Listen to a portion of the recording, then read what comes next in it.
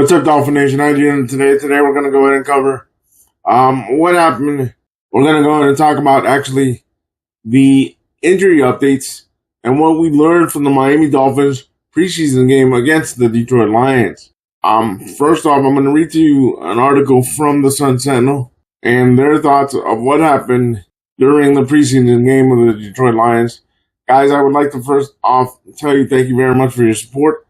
We're growing slowly. We're at 46 subscribers, and I'm very, very appreciative of those 46 subscribers and counting.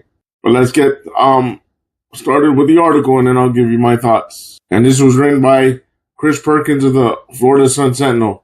The Miami Dolphins ventured into Detroit for their second preseason game and won 24-17 as rookie cornerback Ethan Robinson had the play of the game with a dramatic leaping interception with 22 seconds left at the Dolphins' 20-yard line. Most of the key starters didn't play, which left the game largely to backups defensive tackle Kenneth Grant, this year's first-round pick, and guard Jonas Samaniah, the second-round pick.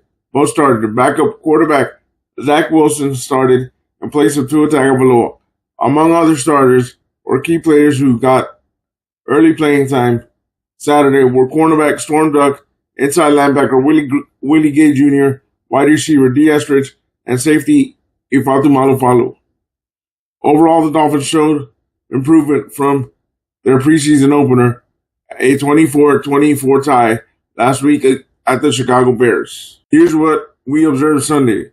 QB Zach Wilson went 15 of 23 for 151 yards, one touchdown, no interceptions, one sack with a passer rating of 98.3. Had mixed results.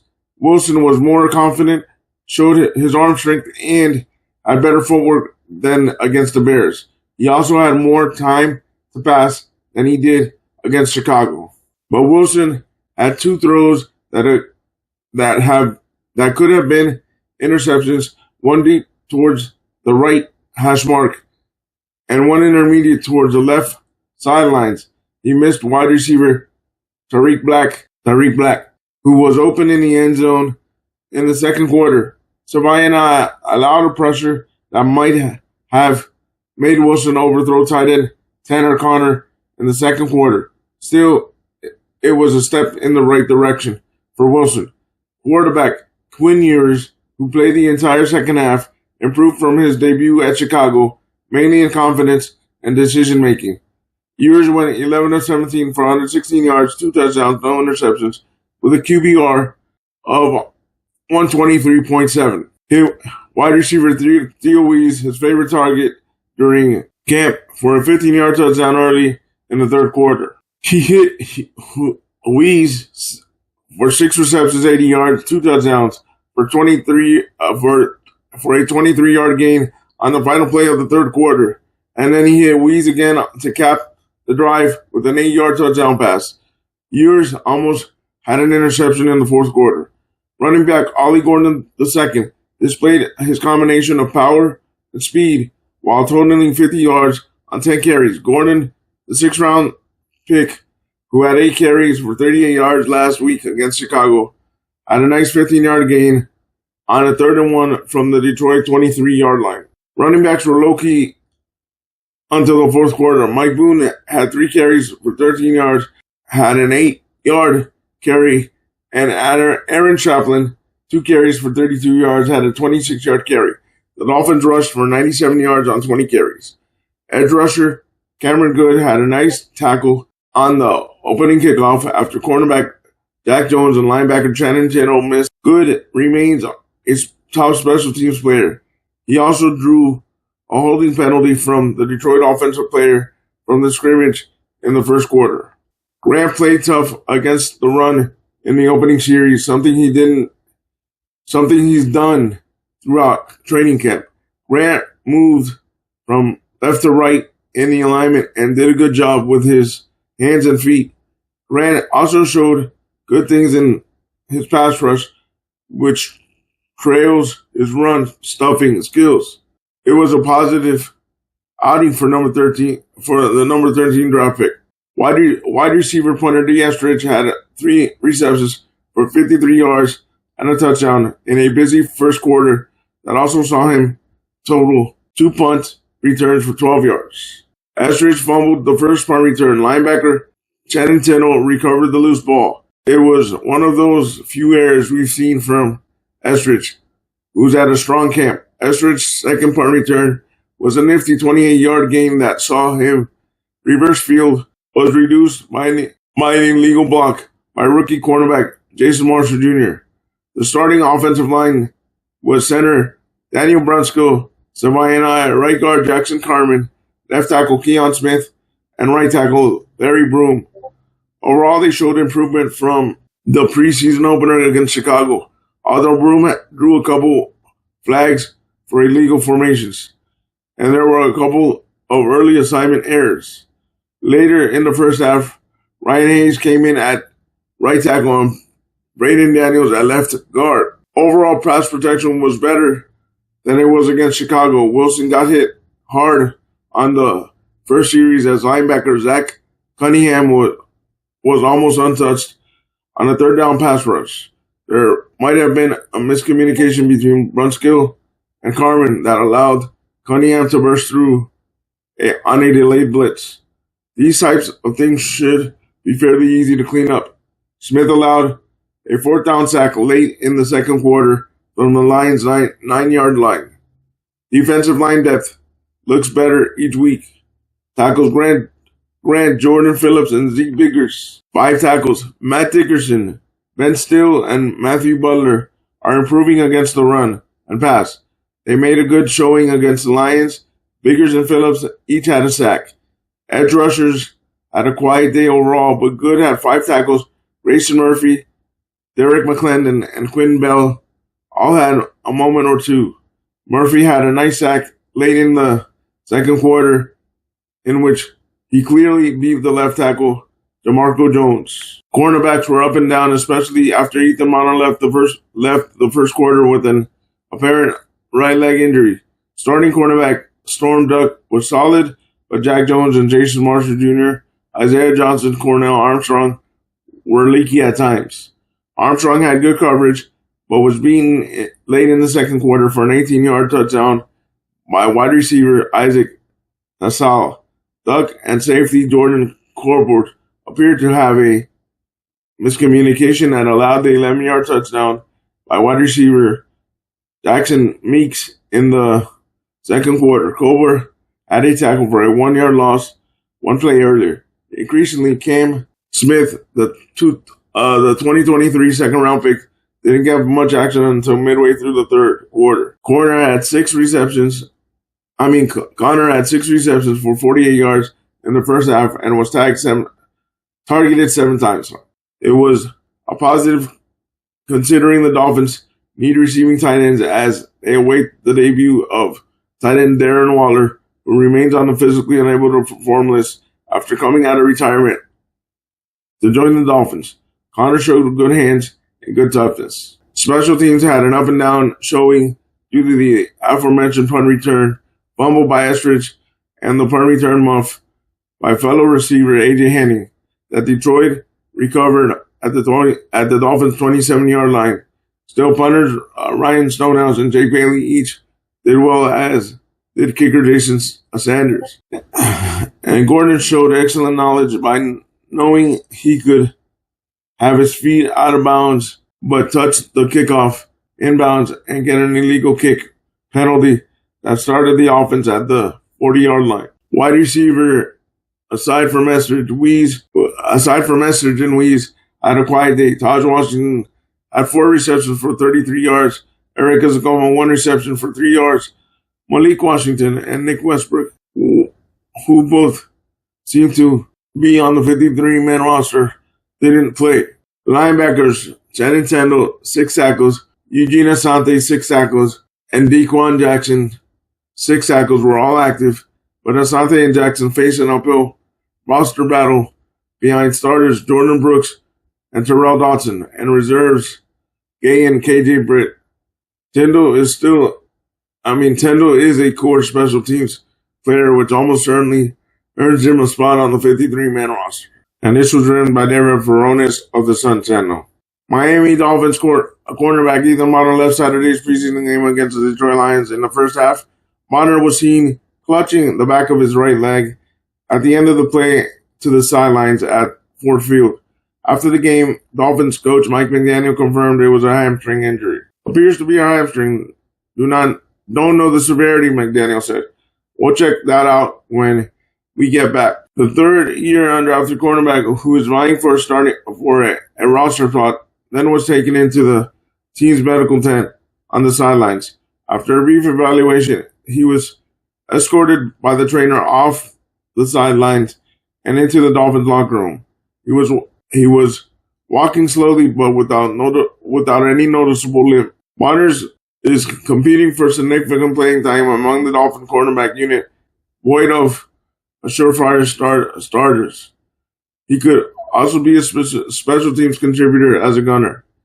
He started Saturday's exhibition opposite 2024 undrafted cornerback Storm Duck, who may be establishing himself as the unit's top starter. Achane and Sealer updates. Dolphins running back Devon Achane and defensive tackle Zach Sealer were held out of Thursday's practice after appearing to make it through Wednesday's session with the Lions. McDaniel indicated neither is dealing with an ailment that could put them out long term. I'm not concerned for what you're concerned about, McDaniel said. We're going to get back in town and kind of better assess the time frames between days and weeks, but not too long. He said, for Achane's soft tissue lower body injury, that's not severe, semi-preventative, but kind of tricky for timelines. And elaborated on Sealer, it's a situation where he could have, if we had a regular season game, it would have been a different situation. But there's nothing severe going on. Both Achane and Sealer were taking their respective position groups through warm-ups pre-game. Most starters sit. McDaniel previously said the plan was for first-teamers not to play Saturday's game, and that indeed was the case. Many Dolphin starters did not dress for the exhibition against the Lions. An array of backups started at most positions aside from cornerbacks, where a first team needs to be established through competition. That meant first teamers on the depth chart at cornerback include Storm Duck, Kendall Sheffield, were suited for exhibition, but veteran cornerback Mike Hilton was held out. On the other field, Duck started and with Bonner opposite and Cornell Armstrong covering the slot. The cornerbacks sought redemption Saturday after having a rough time with top Lions wide receiver Amante Sam Brown and James Williams, neither of whom played Saturday over the 2 days of joint practices earlier in the week. Coming from the practices, we had to come out here and put a lot of good stuff on film, Duck said. Notable players who participated in the warm-ups and started include rookies defensive tackle Kenneth Grant, offensive guard Jonas Amayana, Fatu Malofalo, and defensive tackle Benito Jones, both of whom returned to face a former team in the Lions, along with Samayana. Larry Boone, starting the right tackle for the injured Austin Jackson, was in the starting lineup. All right, there you guys go. Let's hear some of Mike McDaniel's presser. Well, we're going to hear it all, guys, because it's not that long. Well, I thought there's, some really good things he did, some things that he could do better. Overall, it was a very intentional, week, and the basically the journey of a quarterback is you have to be able to learn to take whatever reps you have and then work on your own and apply it to your game. It was a good day. There's a lot of stuff that we can learn from, but it was cool to give him a couple opportunities that he made the most of, and particularly the orchestrating a 17-play drive at the end was good. So good stuff to learn from. Really going to go back and look at the tape to see what we can get better from, and start chopping wood next week. Yeah, no, there's Zach. Zach did some really good things in the first half. There was, I think he did a good job handling their early looks where they were kind of playing zone from man alignments and vice versa. There was a couple plays that he could get better from for sure. A couple plays that I was very impressed that he made. So overall, I'm happy with the output, and we'll continue working on our process as the preseason goes.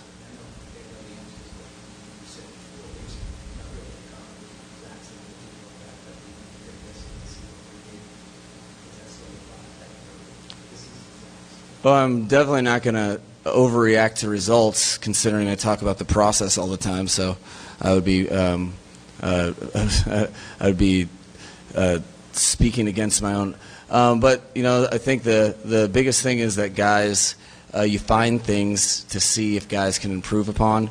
Both those guys have done a great job, and two has led the way. So I'm not concerned about that at all. I think the most important thing is that we continue to improve and always do what's best for the team when push comes to shove. So guys are going to keep working, and we need them to have their best next week.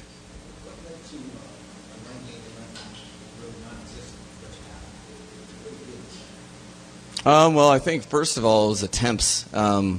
There's a lot of things going on. We're trying to figure out various things with our roster.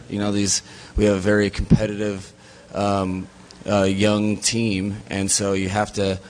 I feel irresponsible if I don't give people opportunities, and then sometimes when you're trying to figure that out, if you come to work and the defense wants to play 8 in the box every time, you get a couple more pass ops.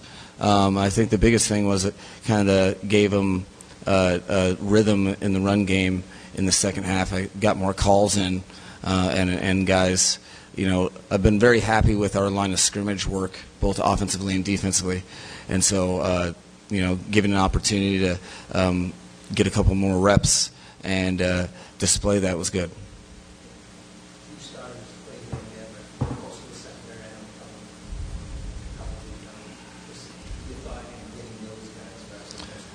Well, so, I think you're trying. Everybody needs reps, but when you're in preseason games, moving on from practice, particularly in a joint, for 2 opportunities, I'm very intentional with each player that plays. There's some young guys that need more reps, and particularly, I don't, and then. There's position battles that you don't want to have an answer for that's up in the air in your head. It has to be settled on the field. So there's a lot of things going on, but there were some opportunities for some young guys to really immerse themselves into the team, utilizing their technique and fundamentals that the upperclassmen have shown them.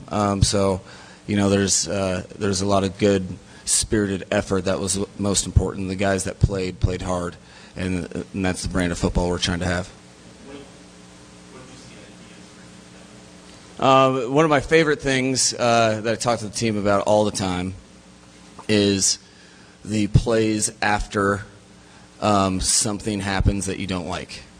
So a bad play, in this case for D, he had an early fumble.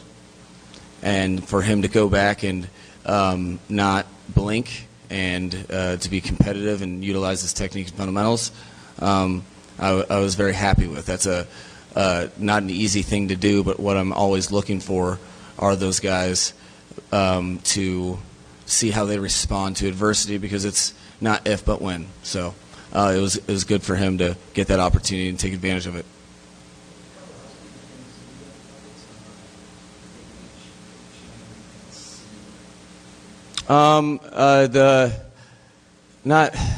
Nothing from the last time we spoke. We're gonna get back in town and kind of better assess the time frames between days and weeks, but not too long, So both of them are.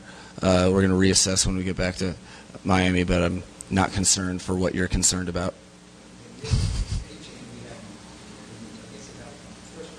Yeah. Well, so it's a soft tissue lower body that's not severe, semi-preventative, but kind of tricky for timelines. Yeah, it was he. If it was a situation where he could have, if we had a regular season game, it would have been a very different situation. I think he, but there's nothing severe going on. Appears to be hamstring. Don't know the severity. We'll check that out when we get back.